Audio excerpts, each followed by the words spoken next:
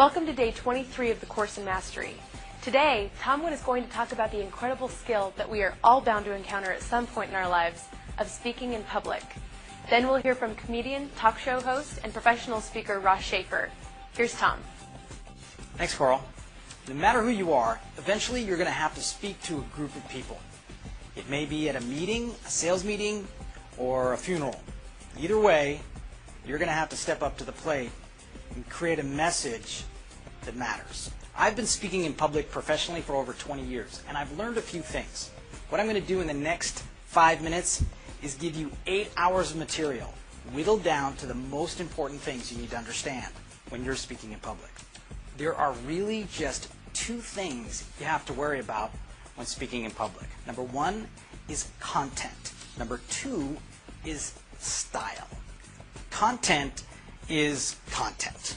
It's what you're speaking about. You got to know what you're talking about. More important than anything is how well do you know your subject. Now, style is a little more complicated. Style is how you present your content. It's not just the way you talk or the words you choose, it's your body language, your facial expressions, your pitch and your change of tone, and the pauses you use. Those things in style really make a speaker entertaining and powerful in what they do.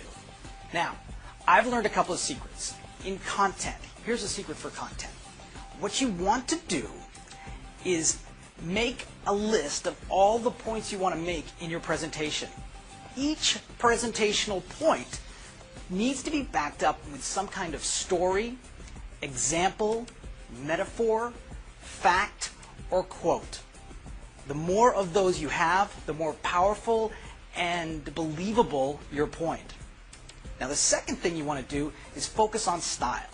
Style takes time, and the only way you can really improve your style is if you tape yourself. Number 1 most important thing, tape yourself and see what your style is.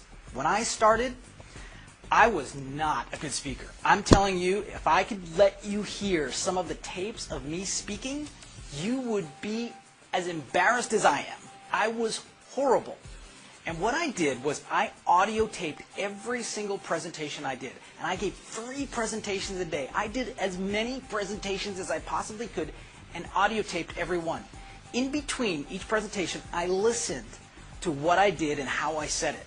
Now, it was tough at first. I mean tough, because you're hearing yourself and thinking, wow, I'm not really that good. But what you can do is pick out 1 or 2 things every time and just improve that for the next time you speak. Now, the second thing you can do to improve your style is to watch other speakers. One of the incredible benefits you have here at Mastery TV is that you get access to the world's greatest speakers. Find the speakers you like and watch them over and over. Look at the style. That was the one thing I did. I liked their content, but I already knew my content. I knew what I was going to say. So I watched speakers as much for how they said what they said. And I practiced doing what they did and then making it my own. One of the most important things you can do as a speaker is come from a place of integrity. Speak what you know and tell your stories. Master your content and master your style, and you're on your way to becoming an excellent public speaker. We'll see you tomorrow. Thanks, Tom. Ross Schaefer has been on stage and on screen since the early 1980s, and due to his mastery of the subject, is an executive public speaking coach. I think you'll find what he has to say useful. Let's talk briefly about the whole process of this fear of public speaking. Now, some of you are not afraid. Some of you can get up today and talk in front of people. Others are afraid of the fear. So I'll give you some techniques about that. It's too bad that when we were in kindergarten we could easily raise our hand, that we can't do that today. But from what happens between kindergarten and high school to college to life is that our friends become judgmental. And you know children, when little children will make fun of other little children, it's just the way kids are. But that imprint on us at a young age lasts a lifetime. When in fact that's not the way it is now. this fear of public speaking, if I were to ask any of you to stand up here in front of, what you're thinking is, I may fail. I'm going to have performance anxiety. If I get up here, I'm going to stumble through my words. I'm going to embarrass myself in front of these people. These are strangers. So when it becomes peers, it is much worse. But I am here to tell you that that fear is not based in reality.